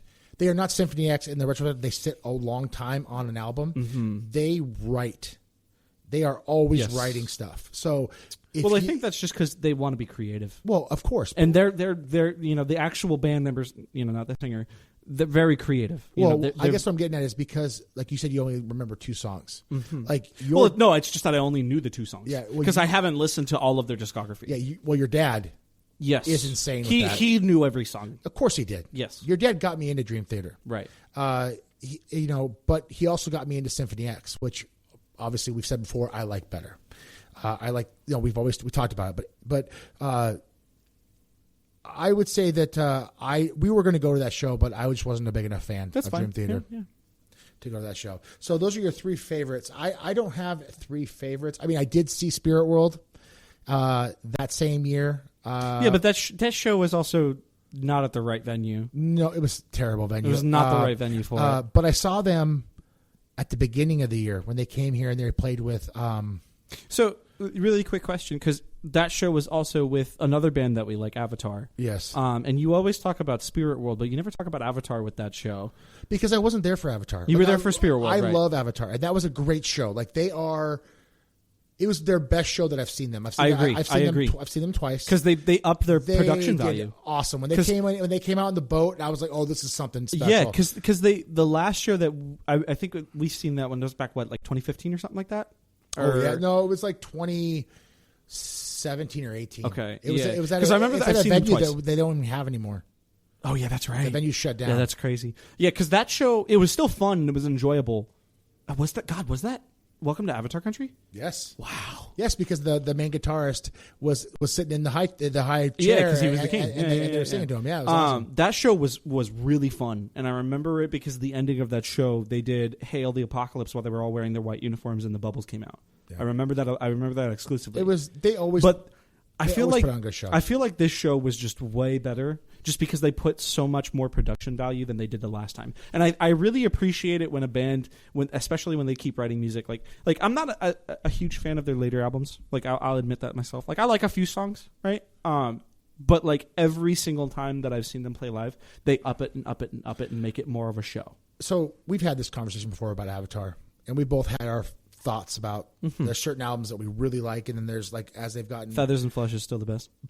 But my thing is that Avatar is awesome because they're always reinventing themselves. And yes, every album is different. And I think that sometimes, or a lot of times for people, and I think we're included in this, when you get introduced to somebody at a certain point, that's what you remember. And it's hard for us to grow as a fan with these artists. So I am forcing myself over the last year or so to get back into their albums and really appreciate their stuff, because I've gotten to a point where I was like, yeah, my favorite album is Hail the Apocalypse, right? And I love Feathers and Flesh. Like, that is an excellent album from start to finish. Yes. But all their other albums are equally as good as far as I'm concerned. And I would agree. Only because I've forced myself to don't live in the past, to appreciate where they are now, because they go back and they play those songs that we love, and they don't change their intensity. It's awesome. They don't change how they act. They're awesome. They're not lesser like some other bands, right? Right. Well, I mean, when I say, like, because you're going on to like this thing where people normally, right? Because I'm not like a lot of people where when they say this is my favorite album, like that's the one thing that they keep sticking to. When I say I have a favorite album, it's like the top for me. Right? No. I understand that. But what I'm saying is that mentally we stay in that album focus, and we don't grow with the band, and it's hard because music is so internal. So it's hard for us to think of a band outside of what they're doing, and I'm sure it's hard for them to write something that isn't the same as before. Yeah. Because we're creatures of pattern, right? We try to do the same and that's what things. I'm getting at. Is it's not necessarily nobody's wrong. Like, it's not wrong to have a favorite album. That's awesome, but I think that we get stuck in that favorite album, right? And complacent. And I want to be more open, because after we had that conversation about that same thing, how we felt, we're not really into the new stuff. I said, I want to get into the new stuff. I want to be different. I want to make myself different with that. I mean, I don't want to be like defensive about it, because it's not that I think that the newer albums are just terrible, because they're not. They are at the top of their craft for creating new types of their their metal music, you know. And it's mostly just that, like, as a creature, right? Because like I said, we're creatures of pattern. Yep. I go back to the things that for me especially, they make me go back to emotions, right? So like when I'm going back and I'm listening to Tooth, Beak, and Claw, right? That song to me is just pure Avatar. And it's not saying that they have that specific sound or that specific way of writing music. It's just that was a song that was definitive in your brain. Yes. And that's same album, The Swarm. Because I would say... The Swarm is one of my favorite songs of all time. I would say that their best song, which came out on their second album, was fucking Hail the Apocalypse. Mm-hmm. And that song is masterful at being a fucking fantastic song.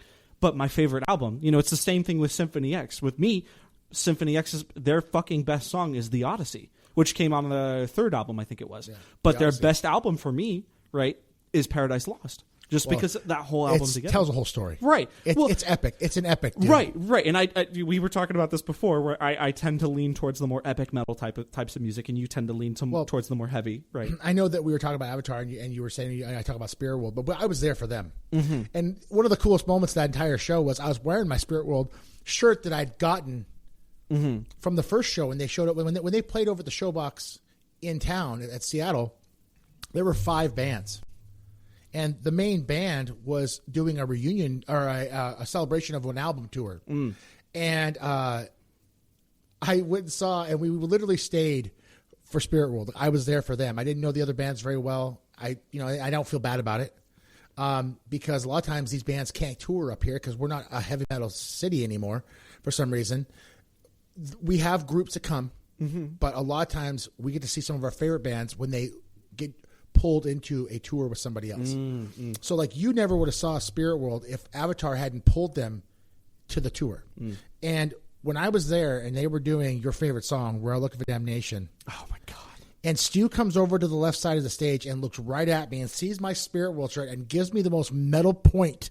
Like, yeah! And he sees me singing the lyrics. Dude, we were like, dude. Yeah, I was too far back to be be at that spot. And Ashley grabbed me and was like super excited because she knew why I was there, and it just so happens that Avatar was there. That's what. But Avatar was great. But I'm rooting for Spirit World because I think they're that good. And they were so cool to you and me when we went out there to get stuff signed. Yes. How cool was it? They were there talking, bullshitting, and I was like, this is what it's about. Like, it doesn't take them out of it. I think that's what it's about. I think it's also a part, right? Because I've noticed a shift within like the music industry for metal music because we're metalheads, right? We go to a lot of metal shows. It's gotten a lot more. I don't want to say Hollywoodized, but like, what's the proper word for this? It's partially reserved and partially like idolization, right? Like Avatar wasn't out there like Spirit World was, and the reason why it's so important to you is because it brings you back to how it was back in like, when you were growing up, right? Like these bands were awesome and they were your favorite thing ever, but they were also personal, right? And I don't want to say that Avatar isn't personal because they very much are. They're very much infused with their community and they listen to them all the time and have that reach, but they didn't do the things that those old bands used to do, right? And it's the same thing, like it's the same thing with like Symphony X, right? Like my sister had pictures with them outside when they were hanging out after the show, right? It's those personal interconnections that a lot of bands, especially now, when they reach like a huge point, when they reach a certain point where they just stop doing that. Well, right, and Spirit World's very personal. It's Symphony X is in that same vein. Yes, like they're not so big they need bodyguards. Right. Like they're big enough to be like, hey, these are our fans and we appreciate them. Yeah, exactly. I mean, a lot of bands do that. Like when I went and saw Amon Amarth when they were touring with Pantera, I paid for the VIP. Now, I love Amon Amarth and I still love them. I did not like the VIP pass because basically you walked up, the dudes are standing there, they take a picture, they slap you on the ass, and then you're on to the next one. Nothing personal. Stu wasn't hanging on my, Johan was not hanging on my shoulder going, yeah, like Stu was in Spirit World. That was awesome. Well, it was the same thing when I went to go see Big Wreck too. Like they were very personal. But Big Wreck, if you ask them, they're also the same thing. They're not as big as over here. If you ask the average person, they have no idea. Exactly. And let's be real. And I say let's be real all the time. I'm not a huge fan of Big Wreck, but they're freaking amazing band. Yes. And the only reason why I have a hard time is because the lead singer, who was a really good dude, reminds me of Chris Cornell, and I still have a soft spot in my heart for that guy passing away. Because back when I was a kid and heavy metal was shifting from hair metal to grunge, I was 15, and I thought Nirvana was so cool until I heard Soundgarden, and then I was like, what is this combination of heavy and internal thought kind of music? And then you had this guy that looked like Jesus Christ, and he's singing this awesome, like this voice. Because a lot of guys back then were like, Pearl Jam sound, yeah. And then you have Chris Cornell doing this next level, which almost is probably one of the reasons why I got into power metal, and progressive metal like Symphony X, is that you can have hard rock and music with this guy that also is equally as talented as the musicians that are playing it. And it was insane. So, what I was going to say though is we got the VIP tickets for Big Rec, and it was more personal because there wasn't a whole lot of VIP tickets there, and it's kind of partially to that, right? But I remember when I walked up to them and they have personal conversations, and I went and I asked, because my favorite album is their second album. I think it's called Ghosts. I think. Because that's my favorite album, because it's the one that I connect to most emotionally, right? And I was asking Ian Thornley, the lead singer, and I was like, this is my favorite album, and I wanted to know the headspace that you were in, because at that time, that music speaks to me the most. And he had a personal conversation with me, and I asked all of the other band members, I was like, hey, I really love you guys. This is my personal favorite album, blah, blah, blah, blah, blah. And they were all like, thank you very much. But they had that personal connection to that. And that show was also equally as magical as Symphony X was. Right. I just connect to Symphony X more for the exciting fun times, as when I go to a Big Rec show, I'm there for my emotional state. Right. Which goes on to a different conversation. Well, it's funny. It's funny because you say the VIP, right? So I was just telling you about the Almana Marth VIP. Right. As soon as I was done walking away, my wife were in the picture together. My wife's gone to 300 plus shows, and she got into metal because of me.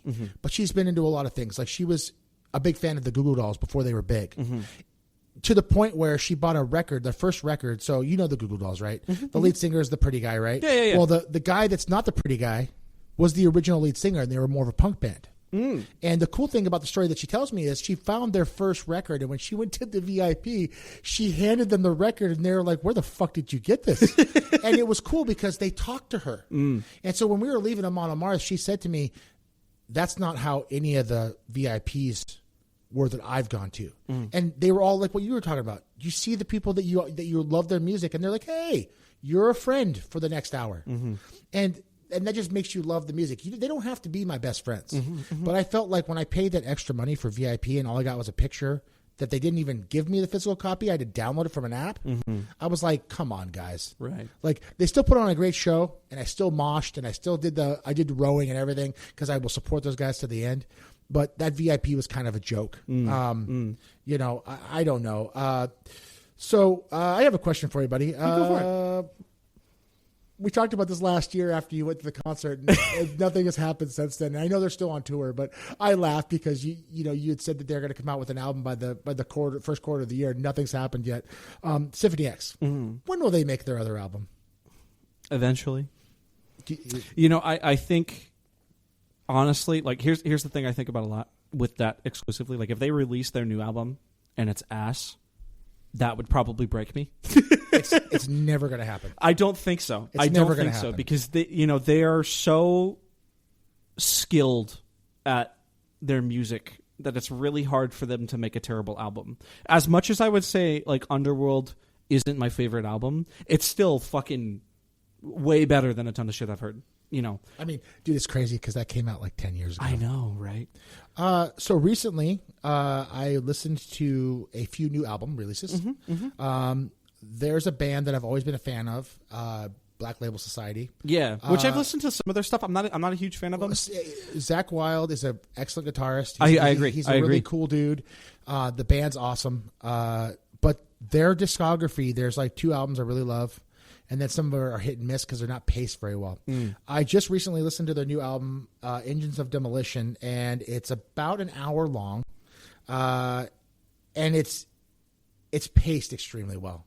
Because some albums, they'll do the slower songs, faster songs, and it just kind of takes you out of it. That's what I feel like with Browning. With Omni exclusively, the first 5 songs or whatever are very kind of meh, and then you get to the end and it's like, right. It's I hate to say it, but it's probably one of their best in their discography, this new album. Okay. And it's the most Black Label they've ever been. I'll have to check it out. My top tracks, the opening track, Named in Blood, is super good. Pedal to the Floor is another one. And then I laughed when I was rocking after the song, and I'm like, I really like the song. So I wrote it down for the review. It's called Lord Humongous. But it's awesome. It's just the guitars. He doesn't disappoint. The band is just on fire. I highly recommend if you're into like heavy metal, rock and roll. I call it biker music. Yeah, it's exactly what it is. Yeah.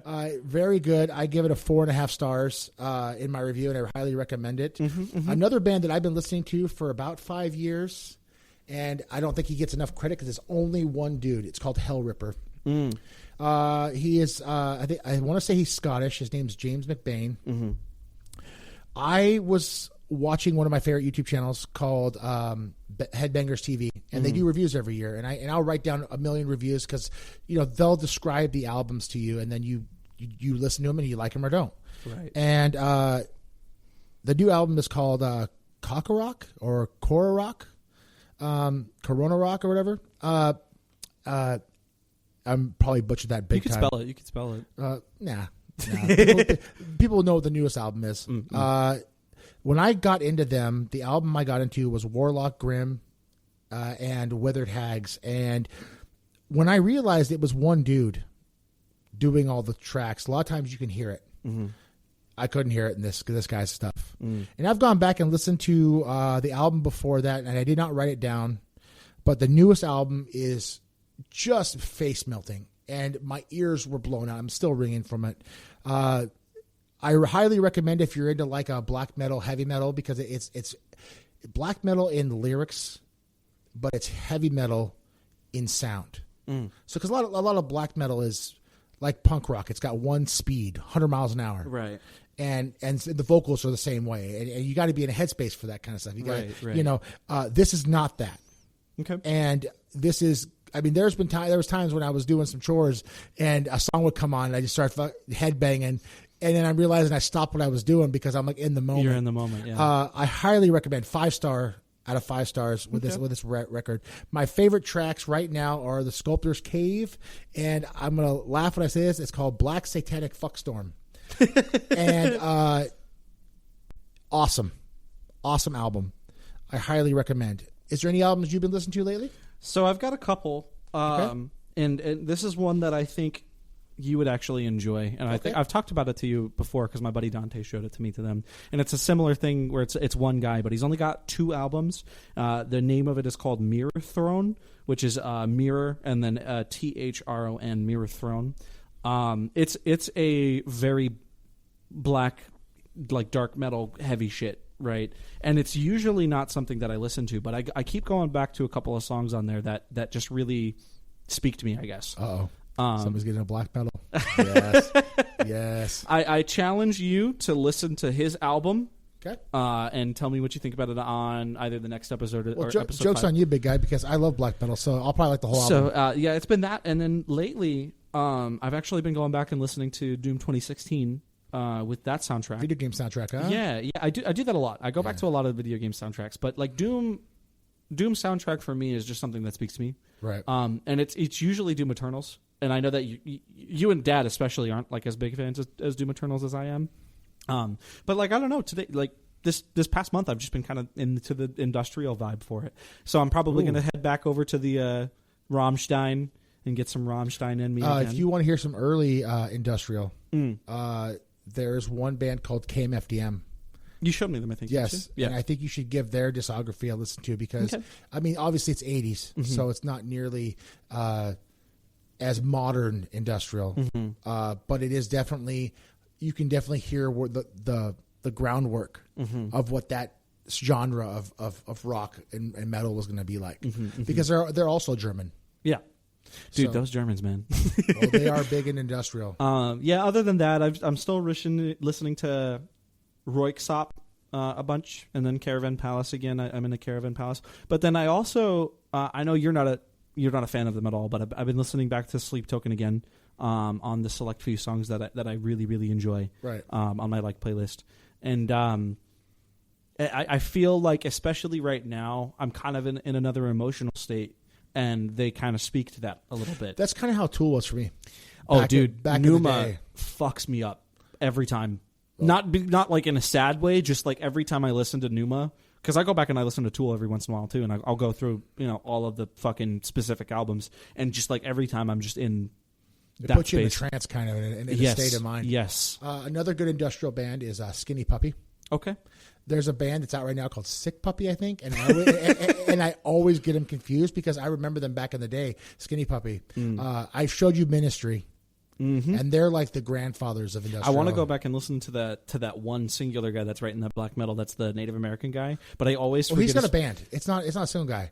The whole band is Native American. Oh, okay. It's called Black Braid. Yeah, I want to go and fucking listen to those guys because they sound awesome. All 3 of his albums are absolutely top tier. Yes. Well, from what you showed me, like I just keep fucking forgetting what they're called. Every time I put on one of his records, I'm just like, yes, because they're all like pagan, Native American, spiritual based. I mean, you listen to you like looked at the songs, and it's like the raven flies over the cavern or whatever. And I'm making that up, right? But you're like, oh, we're going on a fucking journey. We're going, yeah. And this guy's taking me somewhere, and then they write a song called "The Black Trail." Yeah, but Black Braid is one of the best newer. Yeah, I want to listen to them every time. I just keep forgetting their fucking name, and then I'm like, fuck, what was that band called? And my work schedule is like completely off, or at least it was completely off to what. Well, that's okay. So. I mean, music is when you have time. Yeah, so yeah. I highly suggest that. But my 2 albums, my 2 people that I recommend is the new Black Label Society and Hellripper's new album 2026. Okay. Well, I think we're getting pretty close here to the end of this episode of the podcast. Let's finish this episode and wrap it up with the babbling. So, going on to the challenge segment here. So we've got albums that we would recommend. We can either do the same ones that we did as we were talking, or I already recommended mine too for the viewers. Okay. For me, I would recommend the viewers go on a little tangent here. Go and check out. Give me a second here because I'm gonna fucking look up their name because I keep forgetting them. Fucking Face Yourself. That's what they're called. I always forget them. They're a really awesome black metal band. I've been checking them out lately.